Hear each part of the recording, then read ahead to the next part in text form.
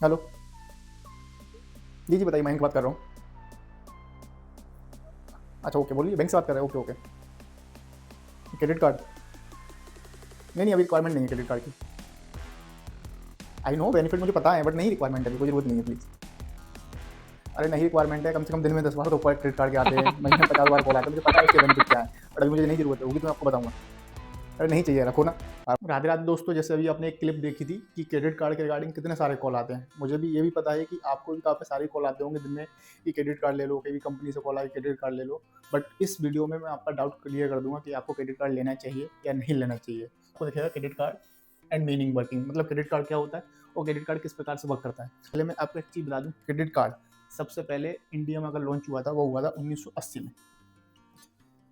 1980 में पहली बार credit card launch हुआ था, वो भी किस बैंक ने किया था? सेंट्रल बैंक ने। 1980 में सेंट्रल बैंक ने पहली बार क्रेडिट कार्ड लॉन्च किया था। अब ये क्रेडिट कार्ड का वर्क किस प्रकार से होता है, बैंक इसको क्यों प्रोवाइड करवाती है, अब मैं आपको बता दूं। इस पे लिखा है what is the credit card. अब इस पे लिखा है credit card is a card given by a bank that allow you to borrow money and pay later. इसका मतलब ऐसा है कि सिंपल कि आपको क्रेडिट कार्ड एक दिया, आपके बैंकिंग आपके सिबिल स्कोर के हिसाब से आपको क्रेडिट कार्ड मिला, फॉर एग्जाम्पल जिसकी 1 लाख की लिमिट है। अब ऐसा नहीं कि 1 लाख रुपए की लिमिट है तो अब आपका हक हो गया, आपने 1 लाख रुपए यूज कर लिया कि कार्ड मेरा है, मेरे को 1 लाख रुपए की लिमिट दे दी, अब मुझे भरने की कोई जरूरत नहीं है।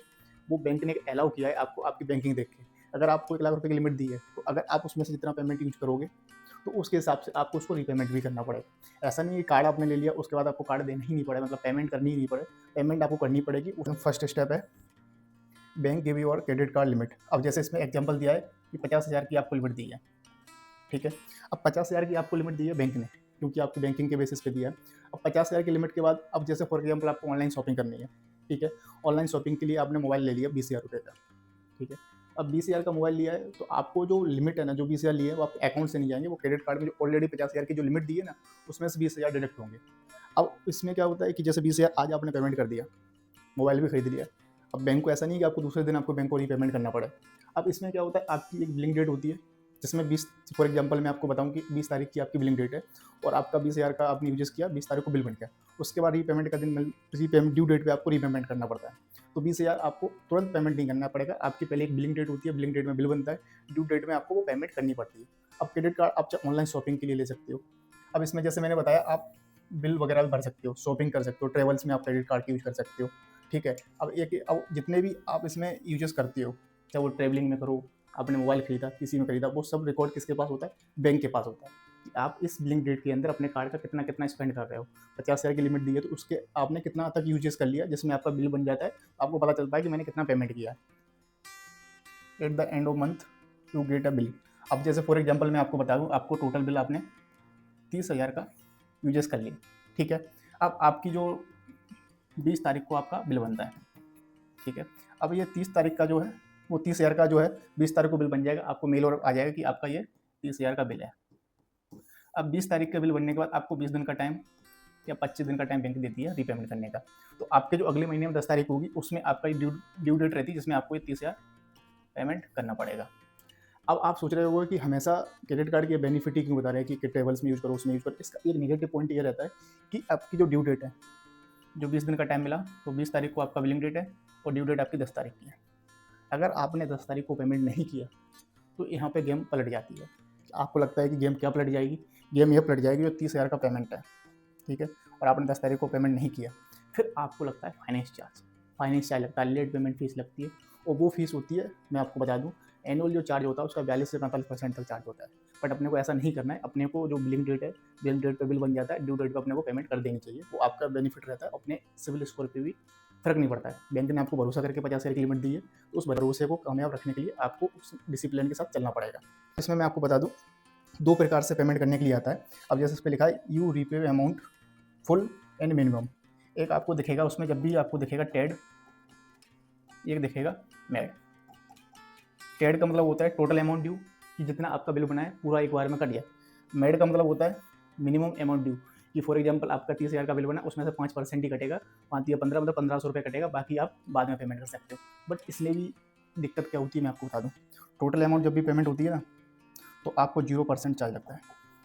जब भी टेड अगर पेमेंट करते हो टोटल अमाउंट ड्यू, अगर मेड कर दिया ना आपने तो 5% तो सिर्फ आपने पेमेंट किया है, बट जो बाकी का पेमेंट है उसका क्या, वो तो आपने भरा नहीं, तो उस पर चार्ज लगता है।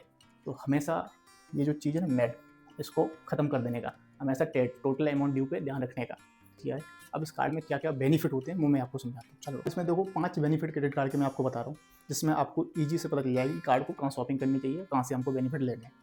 अब ये कार्ड आपको दिख रहा है यहाँ पे, ठीक है, क्रेडिट स्कोर दिख रहा है आपको, आपका क्रेडिट स्कोर कहाँ है, कहाँ आपको पहुँचना है।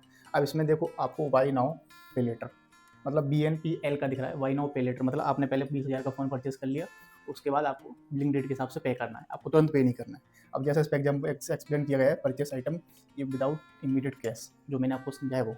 सेकंड क्या है, reward point and cashback, earn cashback reward point and discounted.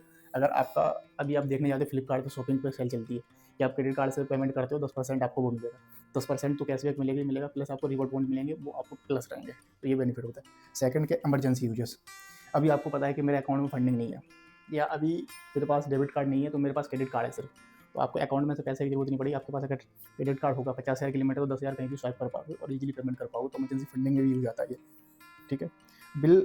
Build credit score, अगर आपका कभी आपने लोन ली नहीं है, आपका कभी सिविल स्कोर बना ही नहीं है, तो अगर क्रेडिट कार्ड अगर लेते हो और क्रेडिट कार्ड के यूजेस रखते हो, टाइम टू टाइम पेमेंट करते जाते हो, तो ये जो दिख रहा है ना यहाँ पे, अगर आपका जीरो होगा ना और टाइम टू टाइम पेमेंट करते चले जाओगे, तो 600 से लेकर 700-800 कब हो जाएगा पता भी नहीं चलेगा, तो ये आपके बेनिफिट रहते हैं।